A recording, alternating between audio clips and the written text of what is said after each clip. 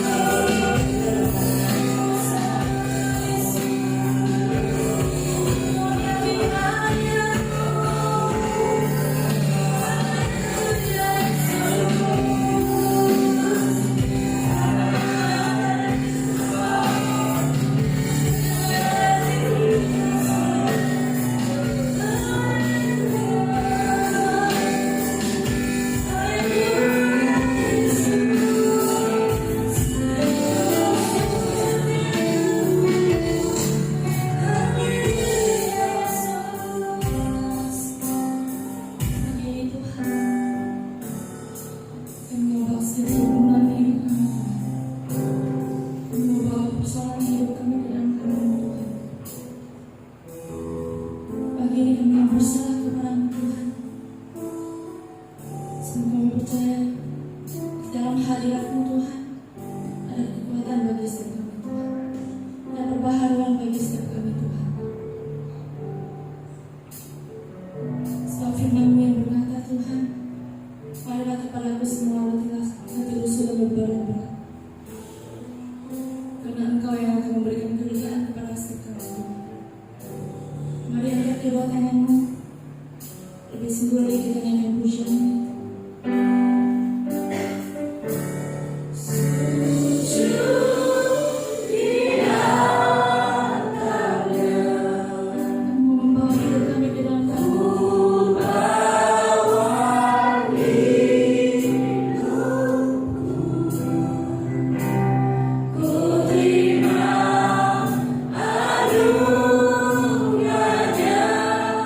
Ya,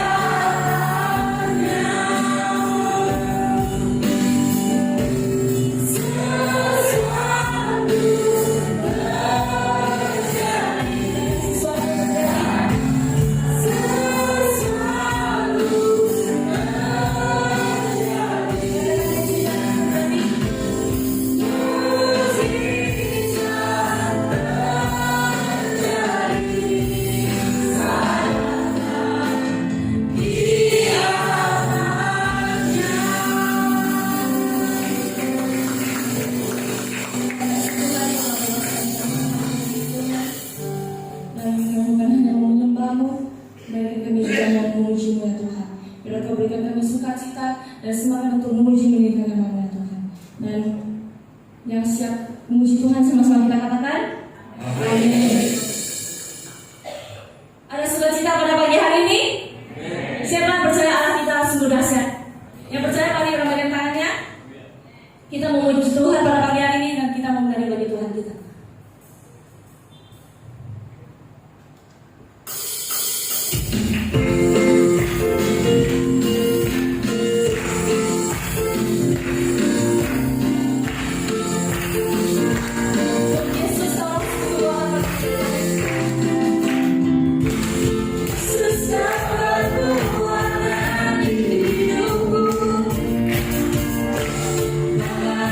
Bye.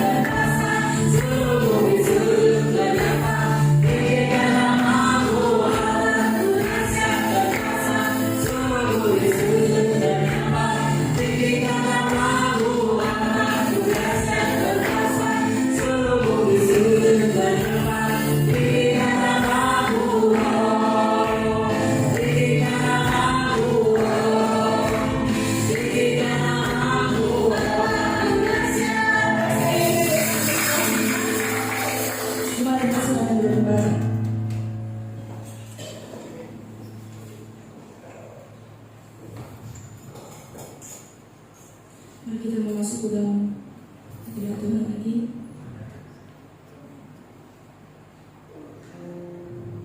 Kita membuka hati kita untuk hadirat-Mu ya Tuhan, untuk kasih-Mu ya Tuhan. Sebab kami percaya Tuhan, kasih-Mu yang memulihkan setiap hati kami Tuhan.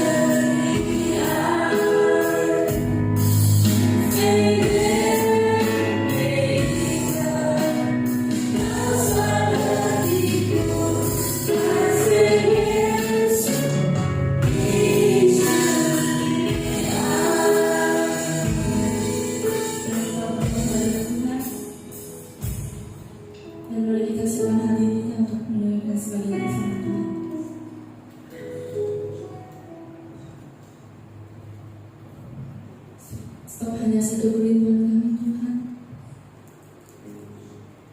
itu seperti Engkau Yesus.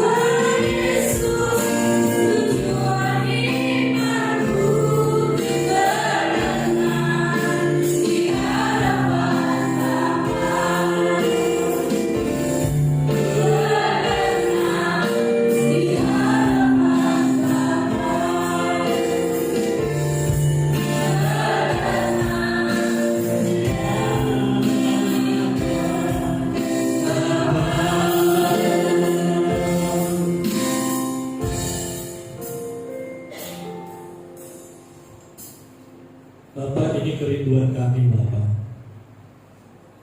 Kalau hari lepas hari hidup kami makin sempurna dan berkenan di hadapan-Mu. Biarlah lagu yang kami naikkan ini adalah ungkapan hati kami yang paling dalam kepada-Mu Bapa. Pernyataan hati kami yang paling dalam bahwa kami sungguh-sungguh Tuhan ingin makin berkenan dalam pengirian kami kepada-Mu. Oleh sebab itu Tuhan, kami butuh firman-Mu untuk menegur, untuk menasehati, untuk membimbing kami, untuk mengoreksi kami Tuhan, supaya makin hari makin benar di hadapan-Mu. Bapa di surga, kami siap menyambut firman-Mu Tuhan. Berbicaralah kepada kami, sebab kami anak-anak-Mu mendengarkannya. Di dalam dan dari nama Tuhan kami Yesus Kristus, kami sambut firman-Mu. Haleluya. Amin. Amin. Amin. Amin. Puji Tuhan. Shalom. Shalom. Iya. Puji nama Tuhan, Bapak, Ibu, Saudara yang terkasih dalam nama Tuhan Yesus. Kita bersama-sama akan merenungkan firman Tuhan pada saat pagi hari ini. Terima kasih banyak buat kesempatan yang diberikan kepada saya untuk menyampaikan firman Tuhan pagi hari ini. Nah, Bapak, Ibu, Saudara yang terkasih dalam nama Tuhan Yesus, saya kasih tema firman Tuhan pagi hari ini, menembus batas. Minggu-minggu yang lalu kita bersama-sama telah merayakan hari kematian Tuhan Yesus, juga kebangkitan Tuhan Yesus yang kita sebut sebagai Paskah. Saudara, apa yang Yesus kerjakan melalui kematian dan kebangkitannya adalah satu terobosan, saudara. Boleh dikatakan dari pihak Allah telah menembus batas. Bayangkan saudara, Yesus adalah pribadi yang kekal, tetapi mau menjadi manusia yang dibatasi, saudara. Yesus adalah Tuhan kita yang maha tinggi, siap turun ke tengah-tengah dunia yang rendah, bahkan sampai serendah-rendahnya ke alam maut, saudara. Artinya dari yang maha tinggi turun sampai ke level yang paling rendah di alam maut itu. Itu yang dikerjakan Yesus pada saat kematiannya di kayu salib, saudara. Jadi kita lihat di sini bahwa Allah menerobos batas, di mana Dia melepaskan segala kemuliaannya dan kebesarannya. Dia menembus batas masuk ke tengah-tengah dunia yang dibatasi oleh tempat dan waktu. Padahal Allah melalui Yesus Kristus adalah pribadi yang tak terbatas. Semua Dia lakukan itu, saudara sekalian, adalah supaya saudara dan saya yang terbatas dapat menembus batas-batas untuk masuk kepada satu kekekalan yang luar biasa tak terbatas. tema pagi hari ini, saya beri tema menembus batas. Nah saudara, dalam pengertian yang lebih jelas tentang menembus batas itu, artinya adalah memahami kebenaran yang murni, saudara, secara memadai, sehingga berusaha hidup sempurna atau hidup tidak bercela sama sekali, merindukan bertemu Tuhan dan kembali ke rumah Bapa, dan berusaha memaksimalkan semua potensi hanya untuk kepentingan pekerjaan Tuhan. Nah saudara yang terkasih dalam nama Tuhan Yesus Kristus, kita sebelumnya tidak bisa untuk hidup benar, saudara, karena kita sudah jatuh dalam dosa. Tapi Yesus telah lebih dahulu menembus batas supaya saudara yang tadinya tidak bisa untuk hidup benar, sekarang diberi kesempatan untuk bisa hidup dalam kebenaran yang murni. Ini namanya menembus batas. Sesuatu yang tadinya tidak mungkin kita bisa lakukan, tapi sekarang kita bisa lakukan. Bahkan kita bisa melakukan sesuatu yang lebih dahsyat lagi, saudara, sehingga kita menjadi orang-orang yang makin benar. Berusaha hidup sempurna, banyak orang bilang tidak mungkin. Betul nggak saudara? Siapa kita kalau dibilang kita mau jadi sempurna? Wah, mana ada yang bisa sempurna, Pak? Nggak mungkin itu. Tapi kita mau menembus batas itu. Amin, saudara. Kita mau menembus batas itu, saudara. Kita bisa menjadi sempurna. Kita mau menembus batas itu menjadi sempurna. Dari yang tidak bisa menjadi sempurna, kita mau menembus batas bisa menjadi sempurna, saudara. Hidup tidak bercacat celah sama sekali. Siapa di sini yang bisa hidup tidak bercacat celah sama sekali? Ada? Ada? Kita mau menembus batas itu, saudara sekalian, untuk hidup benar-benar jadi benar. Amin, saudara. Menembus batas itu, saudara, dari tidak benar dan tidak bisa benar menjadi bisa benar dan tidak bercacat celah sama sekali. Nah, kita mau menembus batas itu. Luar biasa, kan, saudara? Kemudian merindukan bertemu Tuhan dan kembali ke rumah Bapa. Mau saudara bertemu Tuhan?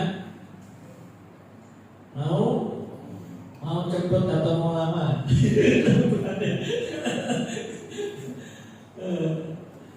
Saudara yang terkasih dalam nama Tuhan Yesus, orang yang sungguh-sungguh mengasihi Tuhan, dia pasti rindu bertemu Tuhan. Dia pasti rindu surga. Nah, kita mau menembus batas itu. Tadinya kita menganggap surga itu sebagai sesuatu yang nggak jelas. Bahkan mungkin di antara kita ada yang takut, saudara sekalian, menghadap Bapa di surga. Ya kan? Belum siap, kalau bisa 1000 tahun lagi lah. Jangan sekarang, mengerikan menghadap Tuhan itu. Tapi kita mau menembus batas itu, saudara. Menjadikan rumah Bapa itu sebagai satu kerinduan yang besar. Nah, ini namanya menembus batas, saudara. Kemudian kita memaksimalkan semua potensi yang ada untuk kepentingan pekerjaan Tuhan. Nah, saudara yang terkasih dalam nama Tuhan Yesus, kita mau supaya kita makin sungguh-sungguh berkenan di hadapan Tuhan, makin meningkatkan potensi kita untuk bisa berbuat sesuatu bagi kerajaan Allah. Naiknya bisa diganti.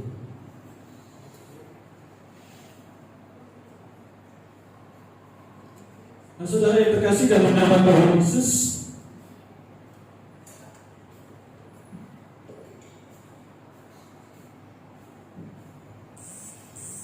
ya, tes. 2 Korintus 4 ayat yang ke-16 katakan, Sebab itu kami tidak tawar hati. Tetapi meskipun manusia lahir yang kami semakin merosot, namun manusia batinnya kami dibaharui dari sehari ke sehari. Nah, ini yang namanya menembus batas, saudara. Setiap hari terjadi perubahan terus. Makin hari makin ke hal yang lebih baik, saudara. Menembus batas di sini sekali memiliki manusia batinnya yang diperbaharui dari sehari ke sehari. Makin bertambah umur, makin baik hidup kita. Nah, kita mau menembus batas itu, amin, saudara. Karena kita mau menuju pada kesempurnaan di mana kita tidak lagi bercacat celah sama sekali, saudara. Ini yang secara pikiran manusia kan tidak mungkin. Tetapi kita mengarah ke sana, saudara sekalian. Yang kita mengarah ke sana. Di situ dikatakan bahwa memiliki manusia batinnya yang diperbaharui dari sehari ke sehari.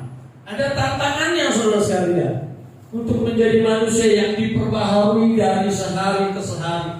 Makin hari makin baik, makin hari makin sempurna. Ada tantangannya, saudara sekalian. Apa tantangannya? Tantangannya itu adalah ketawaran hati. Iblis main di situ, saudara sekalian. Tawar hati supaya kita tidak diperbaharui sehingga kita tidak bisa menembus batas untuk menjadi sempurna, saudara. Tawar hati. Banyak kita yang mengalami ketawaran hati, tidak punya rasa, tidak bergairah, saudara. Namanya tawar hati, ya. Makanan yang tawar pasti tak ada rasanya. Betul, saudara. Dan itu tidak nikmat untuk dinikmati. Nah, iblis main di situ, saudara, membuat kita tawar hati. Berbagai macam cara kita tawar hati terhadap suami, tawar hati terhadap istri, tawar hati terhadap gereja, tawar hati terhadap gembala, tawar hati terhadap jemaat. Supaya apa? Supaya tidak bisa diperbaharui batinianya, rohanianya. Amsal 24 ayat 10 di situ dikatakan, jika engkau tawar hati pada masa kesesakan, kecillah kekuatanmu. Oh, nanti saudara, ya. Jadi kalau kita tawar hati, saudara sekalian, kita makin lemah. Ini yang membuat kita tidak bisa diperbaharui dari sehari ke sehari, saudara. Kita tidak bisa menjadi sempurna. Makanya ketika ditanya, kita akan menuju sempurna. Wah, Pak Pendeta akan ngomongnya gampang. Yang perlu kita jaga adalah hati. Amin, saudara. Supaya benar-benar bisa jadi sempurna. Jaga hati kita supaya jangan tawar, saudara. Yosua 1 ayat 9 katakan, bukankah aku perintahkan kepadamu, kuatkanlah dan teguhkanlah hatimu, jangan kecut dan tawar hati, sebab Tuhan Allahmu menyertai engkau kemanapun engkau pergi. Oh, saudara, untuk menghandle tawar hati ini, saudara harus punya kepercayaan dan keyakinan bahwa Allah yang maha besar itu menyertai kita. Amin, saudara. Allah yang maha besar itu menyertai kita, saudara, sehingga kita tidak tawar hati. Yang penting dalam hidup ini adalah memiliki Yesus. Memiliki Yesus itu memiliki segala-galanya, saudara sekalian. Walaupun sekarang kita hidup sederhana, walaupun sekarang kita belum mencapai apa yang kita inginkan dalam hidup kita, yang utama bagi kita orang Kristen adalah memiliki Yesus dan penyertaannya. Nah, ini kalau kesadaran ini terus kita miliki dalam hidup kita, kita tidak mudah untuk tawar hati, saudara. Dan akhirnya kita bisa bertumbuh terus, mengalami Allah, mengalami kehadiran Allah, merasakan kuasanya yang dahsyat. Akhirnya kita makin bertumbuh dan akhirnya kita akan menuju pada sempurna. Itu yang disebut menembus batas. Amin, saudara. Itu yang perlu kita miliki dalam hidup kita, ya. Ketawaran hati, kemerosotan lahiriah tubuh ini, saudara sekalian. Kalau hati sudah tawar, otomatis nanti tubuh ini pun jadi lemah juga. Betul nggak, saudara? Iyalah, jadi lemas. Kelihatan dari muka-muka orang yang tawar hati, muka-muka orang yang hatinya happy, pasti ketahuan. Ya kan, saudara? Orang yang happy pasti wajahnya itu ceria dan selalu sukacita, semangat, saudara. Tapi kalau orang yang tawar hati, kebaca mukanya. Kebaca dalam dia melakukan sesuatu pun kebaca kelihatan. Ya enggak? Disuruh melayani, malas, mudah-mudah, nggak mau dan lain sebagainya. Iya kan? Ada ketawaran hati, saudara. Nah, ini bahaya, saudara. Jadi saudara, kalau saudara mau menembus batas, mau menjadi sempurna, mau tidak mengalami atau tidak lagi hidup bercacat celah sama sekali, jangan tawar hati. Amin, saudara. Coba bilang dulu, saudara, sama kiri kanannya, jangan tawar hati lah. Ya kan? Jangan tawar hati. Amin, saudara. Pulang dari tempat ini, saudara sekalian, jangan tawar hati. Bereskan, ya, supaya hati ini, saudara sekalian, terpancar aliran-aliran air yang menghidupkan. Betul nggak kata Nabi Salkan? Itu hanya bisa terjadi kalau kita tidak tawar hati. Nah, saudara, yang pertama, saudara sekalian, jadi menembus batas itu, saudara sekalian, yaitu memiliki pembaharuan rohani atau batinnya ini makin hari makin baik, saudara, dengan cara menjaga hati supaya jangan tawar hati. Ada banyak hal dibuat oleh iblis supaya kita jadi tawar hati. Di tempat pekerjaan juga begitu, bos ngomong yang macam-macam, bos otoriter, terus kita juga sebagai pegawai mau-maunya aja bekerja, bikin bos jadi tawar hati. Banyak hal sekali terjadi dari segala sisi. Iblis bisa hajar kita dengan ketawaran hati. Tujuannya cuma satu, supaya kita jangan bertumbuh, supaya kita tidak menembus batas untuk bisa menjadi sempurna, saudara. Maka itu harus dijaga dalam hidup kita. Amin, saudara.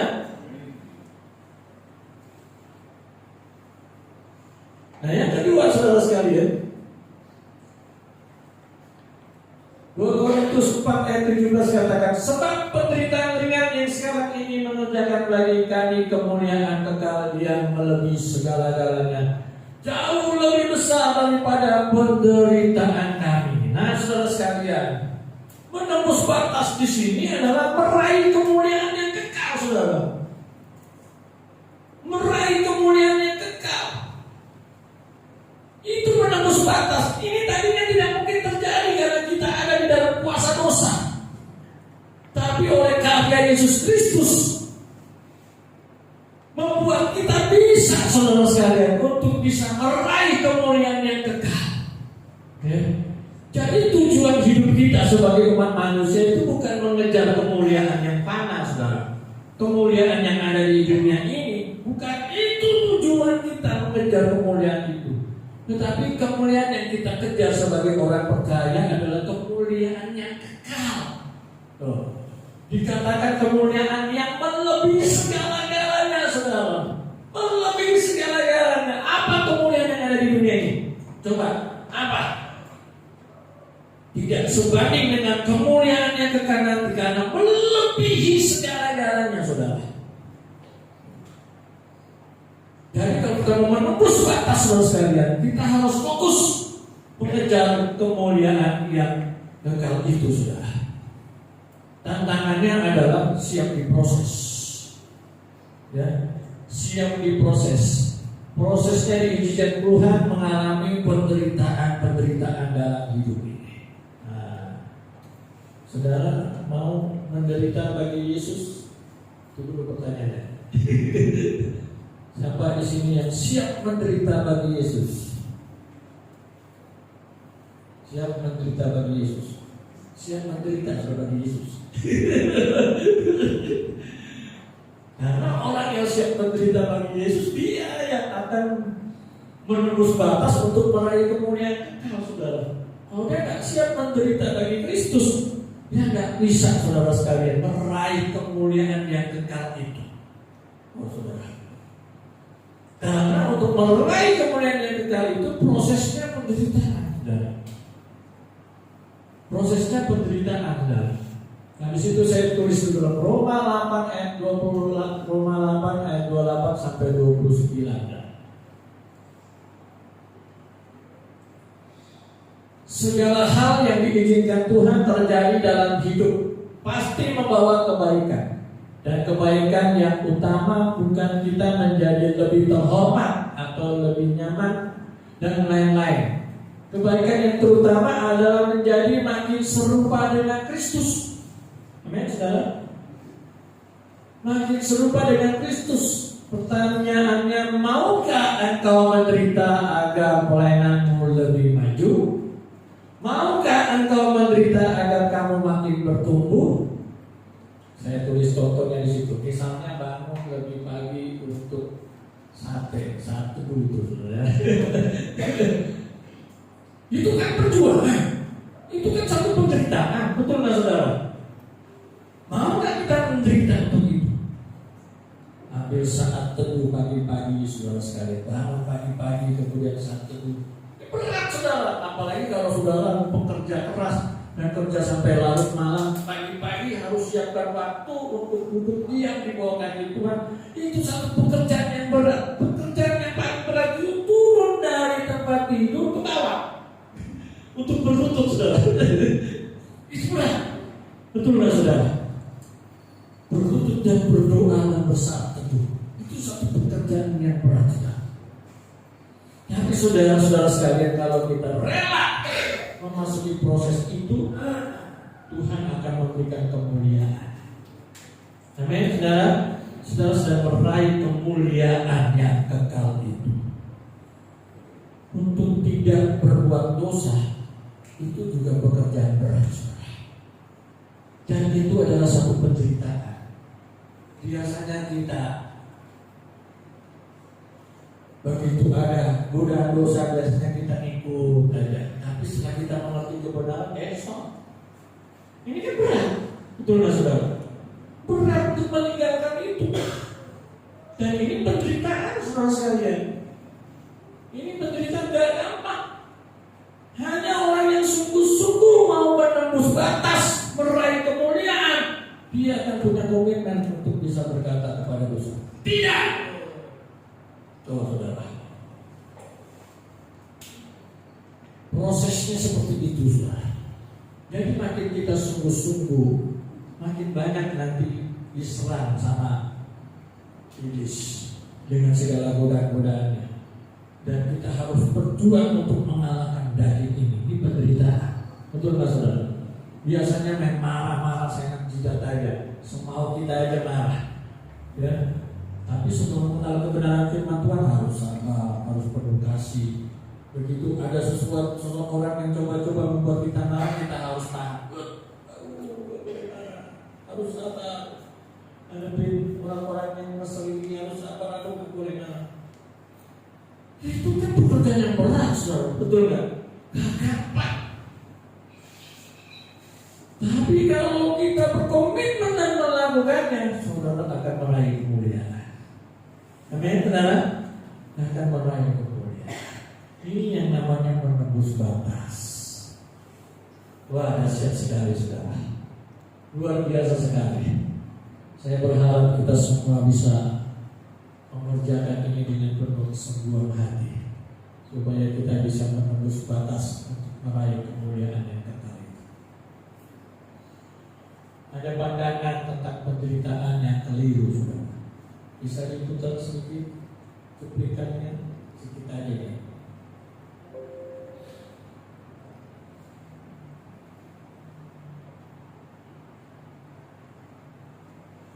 Jadi saya ternyata keluar dari penderitaan juga.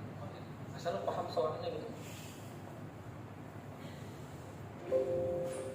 Nah waktu itu gue perhatikan, ternyata keluar dari penderitaan juga. Asal lu paham soalnya gitu. Nah waktu itu gue perhatiin keluarga gue banyak yang depresi, nyokap terutama, kakakku juga, sepupu gue juga, teman-teman gue juga yang di Jerman, gitu. Sama kan perantauan, ya, kesepian, kiriman terlambat, gitu, yang menekan. Ternyata solusinya sebenarnya nggak terlalu susah sih. Lu jangan terlalu terobsesi aja pikiran itu tidak material, dia tidak sungguh-sungguh real. Itu hanya entah memori, entah ekspektasi. Memori itu ya bekas peristiwa atau imajinasi lu soal masa depan. Ini kan yang bikin takut, ini yang bikin menyesal. Ini kan tidak real, maka jangan dikasih perhatian. Terus perhatiannya kemana? Objek netral yang hari ini, detik ini, pas lu yang hidup ya, yang real, ada suara lewat kaki kena angin. Iya, lu lebih berjangkar pada tubuh lu lah, bukan pada memori ataupun imajinasi. Ya, betul. Itu cuplikan yang singkat aja. Waktu saya mempersiapkan khotbah ini, tiba-tiba itu muncul saudara sekalian. Video ini muncul. Lalu saya perhatikan kata-katanya.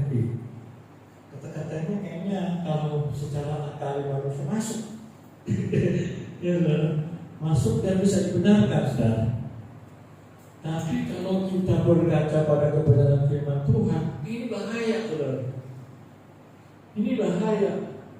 Bisa membuat kita akhirnya tidak memikirkan kekekalan yang kita pikirkan bagaimana hidup sekarang ini aja, saudara sekalian.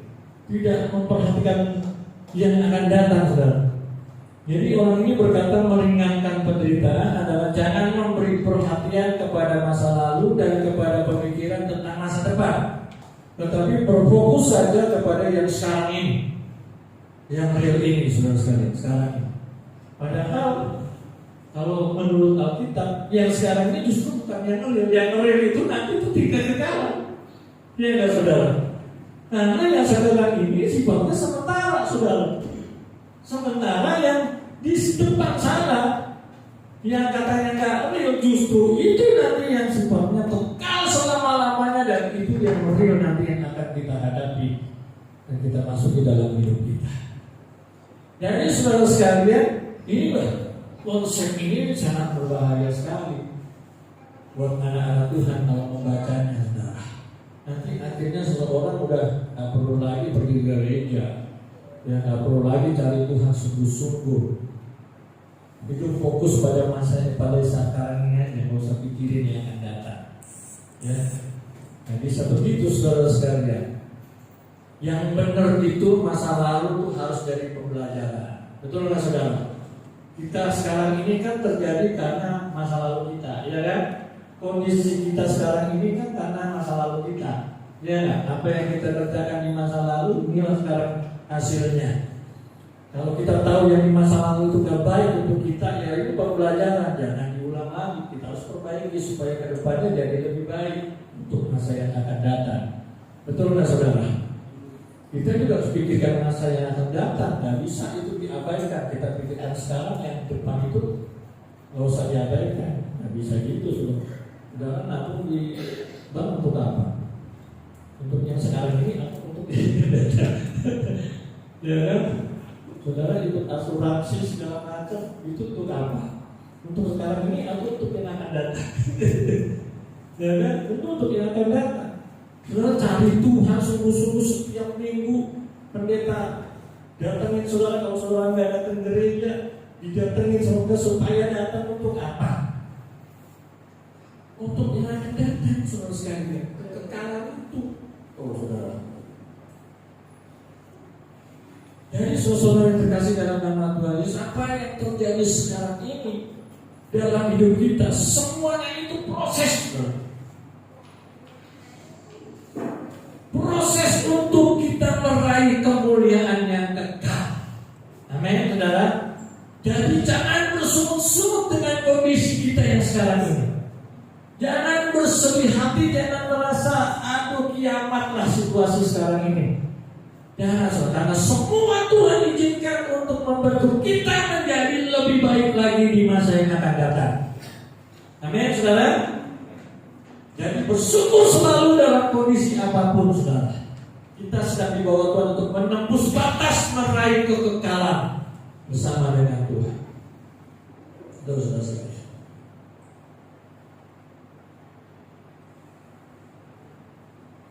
Ya. Selanjutnya dalam 2 Korintus pasal yang keempat ayat yang ke-18, sebab kami tidak memperhatikan yang kelihatan. Nah, justru sebaliknya kan. Paulus kan dari yang YouTuber tadi itu justru dia mengajak kita untuk fokus pada yang sekarang ini. Kalau Paulus justru beda. Sebab kami tidak memperhatikan yang kelihatan, yang sekarang ini tidak diperhatikan, melainkan yang tak kelihatan tuh. Karena yang kelihatan adalah sementara, sedangkan yang tak kelihatan adalah kekal, saudara. Nah, jadi dunia ini berusaha memutarbalikkan iman Kristen, saudara. Jadi hati-hati, saudara, dari medsos itu hati-hati. Jangan langsung balas amin. Begitu kata-katanya bagus, ungkapannya bagus, langsung yes, amin. Banyak tuh yang tadi yang orang-orang Kristen juga yang liking, saudara-saudara, di like lah. Karena ini orang ini nggak ngerti ya, nggak mendalami. Jadi saya waktu siapkan firman itu langsung muncul itu, saudara, di HP saya juga nggak tahu itu bisa begitu. Maka langsung saya pegang, karena ini bahaya. Jadi saudara sekalian, jelas sekali, saudara, menembus batas itu artinya mengarahkan pandangan kita kepada hal yang justru tidak terlihat, saudara. Kata memperhatikan dalam 2 Korintus 4 ayat 18 itu, sebab kami tidak memperhatikan. Kata memperhatikan itu bahasa aslinya itu skoponton, artinya memperhatikan secara serius. Artinya memikirkan dengan hati-hati, saudara. Oh, saudara.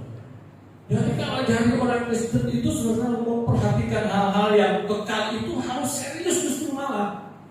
Kalau yang orang tadi kan katakan yang masa depan itu jangan diperhatikan, abaikan aja. Itu sesuatu yang tidak real. Karena ngomong begitu, saudara. Tapi Paulus beda. Paulus justru bilang kita harus memperhatikan itu secara serius dan memikirkannya dengan hati-hati dan sungguh-sungguh, saudara.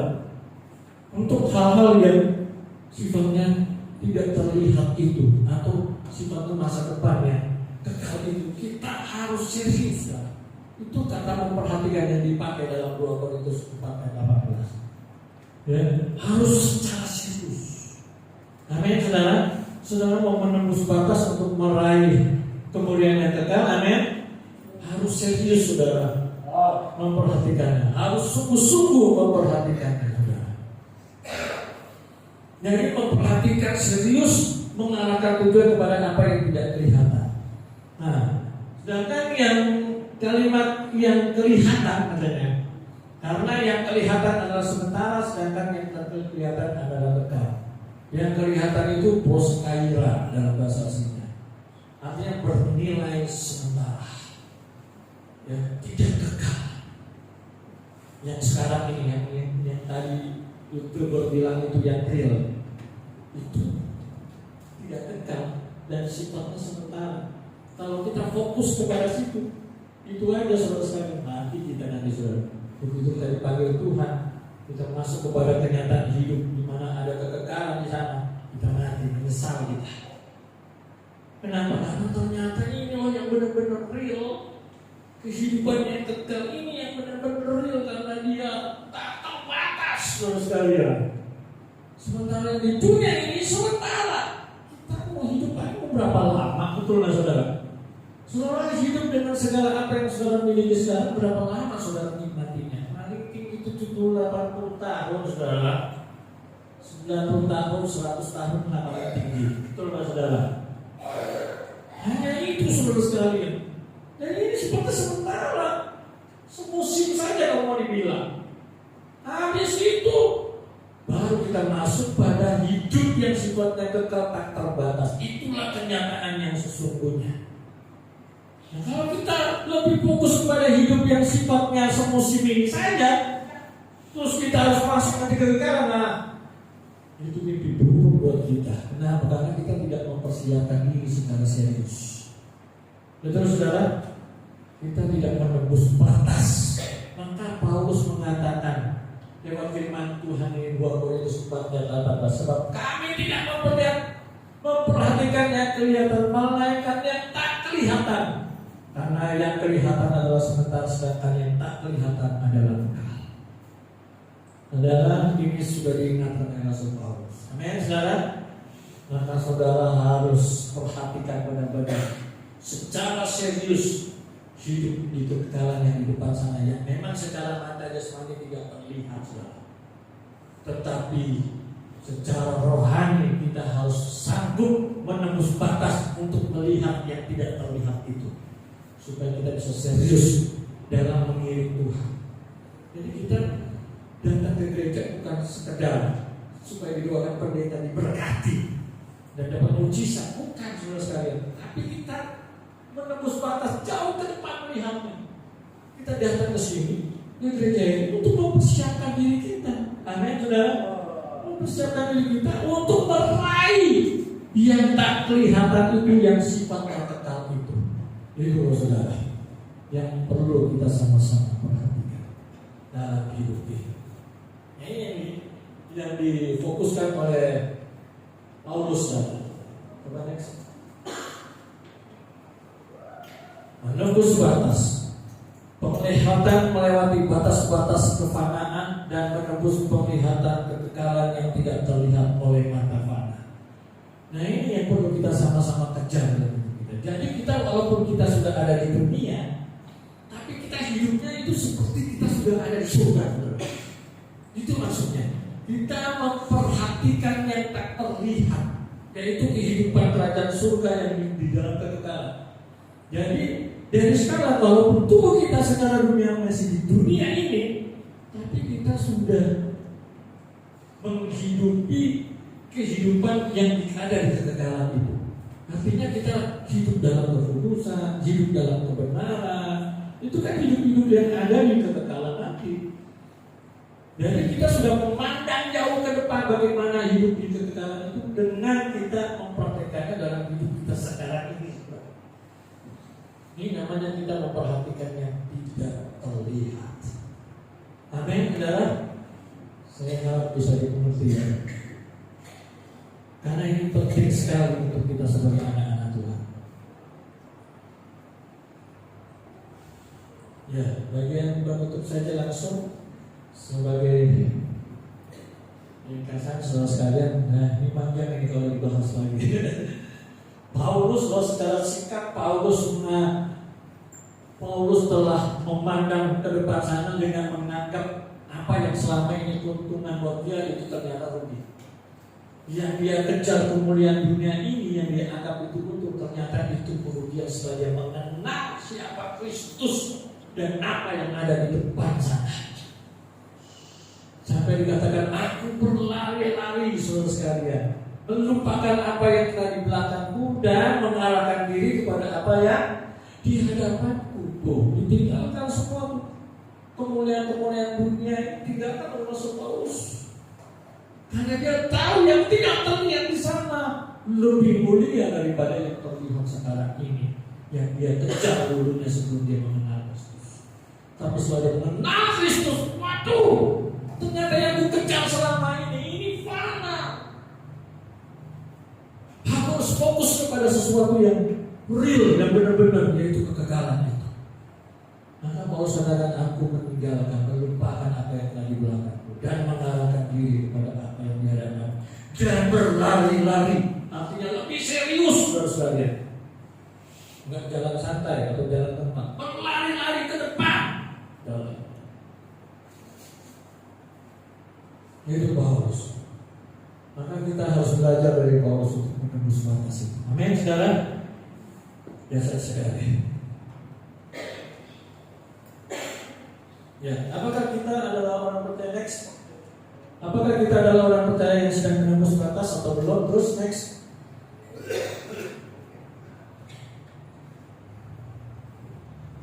Ya, ciri yang pertama, nah ini saudara perhatikan. Ciri yang pertama orang yang sudah menembus batas adalah orang Kristen yang belum menembus batas pasti memiliki unsur kuat dalam kewajaran seperti anak-anak dunia yang tidak meletakkan seluruh pengharapannya ke kerajaan surga. Nah itu Mereka masih menganggap surga sebagai tempat pembuangan. Artinya tempat yang mau nggak mau harus dihuni kalau sudah meninggal. Tuh. Jadi surga itu bukan sesuatu yang dirindu-rindukan gitu saudara sekalian. Ya itu ya tempat pembuangan aja, kalau udah mati pasti ke situ. Jadi bukan sesuatu dia mau ke sana itu karena kerinduan yang besar untuk Bapa. Nah ini namanya belum menembus batas, saudara. Oke? Kalau bisa sejauh mungkin menghindari surga sebab masih merasa dunia ini adalah rumahnya. Nah, saudara, masih menganggap dunia ini lebih nikmat daripada surga. Nah, itu belum menembus batas. Lanjut. Nah, poin tambahan untuk orang Kristen yang belum menembus batas, mereka hanya menempatkan firman di pikiran saja. Firmannya cuma di pikiran saja. Buah-buah pertobatannya tidak nampak jelas. Tidak ada buah pertobatan karakteristik Kristus, sifat-sifat Kristus. Mereka bukan orang jahat, memang bukan orang jahat orang ini. Tapi mereka adalah orang yang tidak berusaha serius untuk menjadi sempurna seperti Yesus. Nah, loh, ya kan saudara, banyak kan orang seperti ini ya, baik, orang baik, tapi nggak berusaha sungguh-sungguh untuk menjadi serupa dengan Kristus. Nah, saudara harus berusaha sungguh-sungguh menjadi serupa dengan Kristus. Amin. Itu menembus batas namanya. Nah, mereka tidak merindukan bertemu Tuhan. Hatinya masih melekat dengan keindahan dunia. Mungkin orangnya ada di gereja, tapi hatinya di dunia. Nah ini bahaya saudara sekalian. Ya. Mereka tidak rela membela pekerjaan Tuhan tanpa batas dan melayani Tuhan juga, tetapi tidak berani untuk all habis-habisan untuk Tuhan, sehingga hidup hanya untuk menyenangkan hati Tuhan. Ya, saudara tinggal cek apakah saudara ada di situ atau saudara sudah menembus batas. Lanjut. Ciri yang kedua, orang Kristen yang menembus batas akan menempatkan Tuhan di depan matanya. Tuhan itu di depan mata. Kalau Tuhan di depan mata, kita mau bikin apa? Mau bikin yang tidak benar? Tuhan di depan. Itu kan udah. Nah, jadi menempatkan Tuhan di depan matanya atau berusaha hidup di hadiratnya. Baginya hidup dalam kerajaan Allah sudah dimulai dari sekarang, sedang hidup di bumi ini, betul. Walaupun yang tidak kelihatan itu seperti yang jauh saudara sekalian, tapi orang yang menembus batas sudah menjadikan surga itu seperti di sini. Sekarang ini walaupun kita masih di dunia, maka gaya hidup kita pun akhirnya kita berusaha seperti kita sedang hidup di surga. Oke, saudara, dasar ini namanya menembus batas. Ya, akan berusaha menghadirkan pemerintahan kerajaan Allah. Batinnya selalu merasa kehausan dan kelaparan dan akan kebenaran yang murni yang mengandung kerinduan untuk berubah menjadi yang berkenan kepada Tuhan. Ada kerinduan, kehausan dan kelaparan akan firman. Selalu ingin mendengar firman, selalu inginkan firman yang murni, yang ini makin hari makin jadi benar. Itu orang yang ciri-ciri menembus batas. Ya, lanjut. Penutup. Ini sudah banyak saudara. Kata-kata penutup sama sekali. Allah adalah pribadi yang tak terbatas. Amin, saudara. Kuasanya tak terbatas, pikirannya tak terbatas, kasihnya tak terbatas, waktunya tak terbatas, dan yang lain-lainnya tidak terbatas. Maka untuk dapat hidup bersama Allah yang tak terbatas itu dalam kekekalan, kita harus menembus batas-batas keterbatasan kita agar dapat meraih yang tak terbatas dalam kekekalan ilahi. Oh saudara, kita ini tak terbatas, tapi kalau saudara mau hidup bersama-sama dengan Allah yang tak terbatas, saudara harus menembus batas dan harus berjuang dengan sungguh-sungguh. Saudara pasti bisa, karena Allah yang tak terbatas itu menyertai kita. Amin. Ada Roh Kudusnya yang tak terbatas untuk membantu kita untuk kita bisa hidup tak terbatas. Ada kuasa firman yang tak terbatas itu yang akan membantu kita untuk bisa melakukan perkara-perkara yang dahsyat yang sebelumnya tidak bisa kita lakukan sebagai manusia berdosa menjadi sempurna. Dan Tuhan sudah melengkapi kita semua untuk bisa menjadi pribadi yang segambar dan serupa dengan Allah kita. Maka lakukan firman. Amin, saudara. Mari kita komitmen bersama-sama menembus batas menjadi pribadi yang makin hari makin berkenan di hadapan Tuhan. Amin. Untuk firman Tuhan, biarlah firman ini memberkati kita semua. Hanya satu kerinduan itu. Kita naikkan pujian tadi. Kita bangkit berdiri, Bapak Ibu Saudara yang dikasihi dalam nama Tuhan Yesus.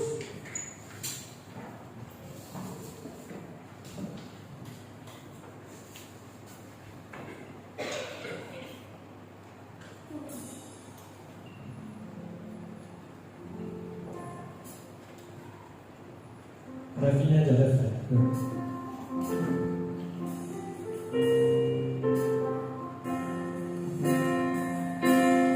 Hanya satu kerinduanku, sempurna terima aku, sesuai rencana semula, serupa dengan Tuhan Yesus, tujuan imanku berkenan di hadapan Bapa.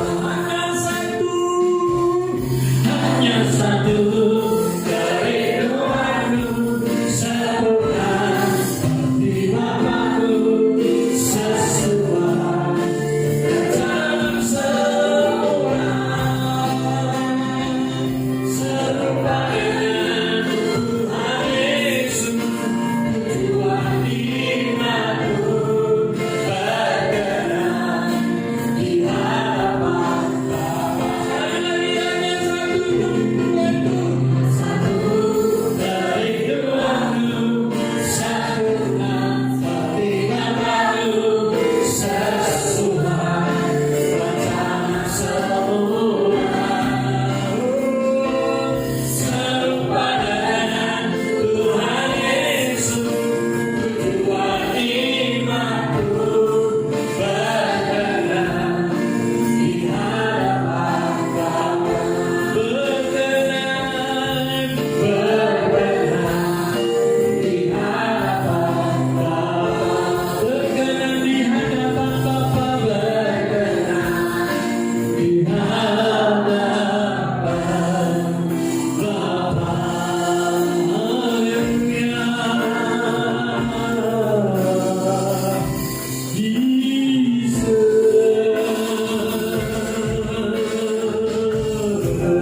Kami mau Tuhan menjadi serupa dengan Tuhan.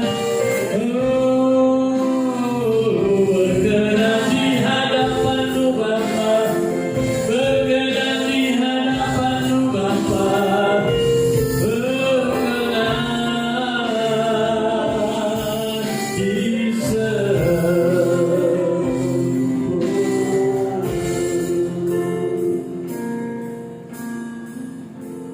di kerinduan untuk menjadi sempurna seperti Bapa dan serupa dengan Kristus itu menembus batas, saudara. Kita harus berani menembus batas untuk menjadi segambar dan serupa dengan Kristus. Maka jangan biarkan ketawaran hati menguasai hati dan hidup. Tetap bersyukur ketika mengalami penderitaan dan persoalan hidup, sebab semuanya diizinkan Tuhan supaya kita bisa meraih kemuliaan yang kekal. Kita diproses, disempurnakan untuk mengalahkan kedagingan ini. Dan arahkan pandanganmu kepada apa yang tak terlihat, sehingga kau hidup seperti ada dalam kerajaan surga, walaupun masih ada dalam dunia ini. Lakukan firman, menembus batas, maka engkau akan meraih kekekalan menjadi serupa dengan Kristus Tuhan kita. Bapa di surga, terima kasih buat kebenaran firman-Mu Tuhan yang Engkau sudah ajarkan kepada kami anak-anak-Mu Tuhan. Biarlah kami boleh Tuhan mempraktekkan firman ini dalam hidup kami, sehingga hari lepas hari kami dibawa makin lebih baik dan lebih indah di pemandangan mata-Mu Tuhan.